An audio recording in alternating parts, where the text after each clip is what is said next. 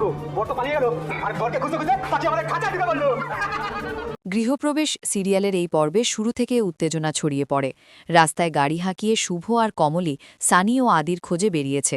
অন্যদিকে সুমিত মোহনাকে একটা খাবারের জায়গায় নিয়ে গেলে কয়েকজন দুর্বৃত্ত তার পিছু নেয়। তারা বলে এক রাতের জন্য তো ব্যবস্থা করা যায়, এবং মোহনাকে টেনে ধরে টানা হ্যাচড়া শুরু করে। তখন সুমিত সেই লোকগুলোর সঙ্গে লড়াইয়ে নেমে পড়ে। এটা দেখে মোহনা চমকে উঠে পাগলের মতো হাসতে থাকে আর ভাবে আমার স্বামী আমার জন্য সবাইকে ধরাশায়ী করছে। সুমিত তখন বলে এখানে থাকা ঝুঁকিপূর্ণ, চলো আমরা সরে পড়ি। এবার দৃশ্য বদলে যায় বস্তির দিকে। রিনা মিমিকে বলে নতুনদের ছোট মেয়েটাকে একবার গিয়ে চেক করে আয়, অনেক সময় ধরে একা আছে। তখন বস্তির কিছু লোক চেঁচিয়ে ওঠে, নিজের সন্তানের কোনো খবর রাখো না, কিন্তু অন্যের বাচ্চার প্রতি মায়া জাগছে? তোমাদের নতুনদি তো অনেক আগেই বেরিয়ে গেছে ছেলেকে খুঁজতে, এখনও ফেরার চিহ্ন নেই। সামনে দেখো, যদি সানির দেহ নিয়ে ফিরে আসে তখন তোমরা কি করবে? রিনা তখন দৃঢ়ভাবে বলে নতুনদের ওপর আমাদের পুরো আস্থা রয়েছে, সে আমার ছেলেকে কোনো আঘাত পৌঁছতে দেবে না। তারপর রায়না তার মাকে বলে আমি দিদির কাছে যেতে চাই, সানির কাছে যাব, এবং কাঁদতে শুরু করে। এদিকে শুভ গাড়ি চালাতে চালাতে কমলিকে বলে তুই মোবাইলে লোকেশনটা চেক করে আমাকে গাইড কর। কমলি লোকেশন দেখতে দেখতে বলে ভালো যে রাস্তায় এখন লোকজন কম, না হলে কেউ না কেউ নিশ্চয়ই ঝামেলা পাকাত। শুভদা, আমার খুব আতঙ্ক লাগছে, যদি আমরা দেরি করে ফেলি আর ওদের কিছু হয়ে যায়।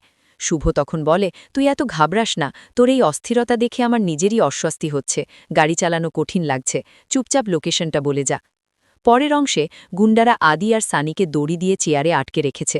তারা বলাবলি করে বিদ্যুতের ঝটকা দিলে তো ছেলে দুটো মুহূর্তে কঙ্কাল হয়ে যাবে, আর যদি গোডাউনে আগুন ধরে যায় তাহলে তো আমরাই সুবিধা পাব। অন্য একজন বলে আমরা শক দিয়ে সরে পড়ব, কেউ তো জানে না যে আমরা এখানে আড্ডা দেই, আগুন লাগলেও কেউ আমাদের ধরতে পারবে না। এই বলে তারা নোংরা হাসিতে ফেটে পড়ে। অন্যদিকে গুরুদেব তার অনুসারীদের সঙ্গে নিয়ে বস্তিতে পৌঁছয়। রিনা জিজ্ঞাসা করে আপনারা আবার কেন এলেন?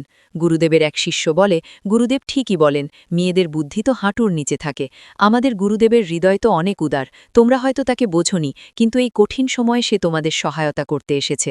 গুরুদেব মনে মনে ভাবে শুভলক্ষ্মী, তুমি সানিকে কোথাও পাবে না, বস্তির লোকেরাই তোমাকে আমার কাছে সমর্পণ করবে, তোমার ভাগ্য তুমি নিজেই নষ্ট করবে।